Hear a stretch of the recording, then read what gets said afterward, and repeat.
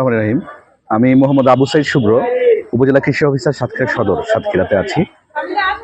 করব মোরা ফল চাষ, সংরক্ষণ করব 12 মাস, এই প্রতিপাদ্যকে সামনে রেখে সাতক্ষীরা সদর এবং সাতক্ষীরা জেলায় একই যোগে 23, 24, 25 এই 3 দিন ব্যাপী ফল মেলা 2026 উদ্বোধন হয়েছে। আমাদের এই মেলায় প্রধান অতিথি হিসেবে উদ্বোধনে উপস্থিত ছিলেন আমাদের সাতক্ষীরা জেলা প্রশাসক মহোদয়, এবং অনুষ্ঠানে সভাপতিত্ব করছেন আমাদের মান্যবর উপপরিচালক স্যার। আমরা এখানে মেলাতে 4টি স্টল রয়েছে। আমাদের উপজেলা কৃষি অফিস সদরের একটা স্টল, এবং উদ্যোক্তাদের 2টা স্টল, এবং একটি হচ্ছে হর্টিকালচার সেন্টারের স্টল। আমরা দেশীয় প্রচলিত অপ্রচলিত বিভিন্ন ধরনের ফলের এখানে সমারোহ রেখেছি। প্রায় 45 ধরনের ফল এখানে আছে।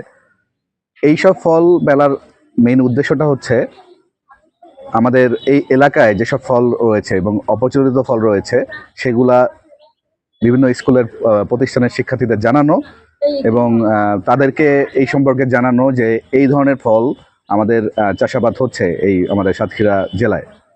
এছাড়াও আমাদের দেশীয় ফলের কিছু পুষ্টি গুণাগুণ রয়েছে, যা আমাদের বিদেশ থেকে যেসব ফল আমদানি হচ্ছে তার চেয়েও বেশি পুষ্টি গুণাগুণ সমৃদ্ধ, এবং ফলে প্রচুর পরিমাণে ভিটামিন এবং মিনারেলস রয়েছে, যা আমাদের স্বাস্থ্যের জন্য খুবই ভালো এবং অ্যান্টিঅক্সিডেন্ট সমৃদ্ধ, যা আমাদের শরীরের জন্য উপকারী এবং আমাদের রোগ প্রতিরোধ ক্ষমতা বাড়ায়।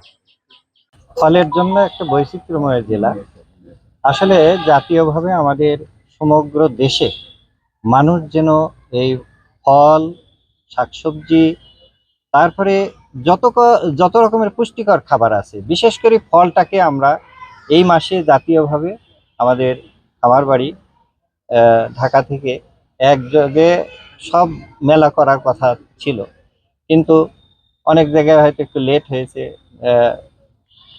অনিবার্য কারণবশত হয়তো আমাদের অফিসারদের বিভিন্ন কাজে ইনভলভ থাকার কারণে এটা হলো যে সমগ্র দেশের মানুষ জানুক যে ফলের যে গুণাগুণ, এবং এই গাছ লাগানোর এই মৌসুমে শুধু খালি ফল গাছ না, আমরা ঔষধি গাছ লাগাবো, তারপরে কাঠের গাছ লাগাবো, সব বিষয়ে যেন আমরা এই মাসে সচেতন হই।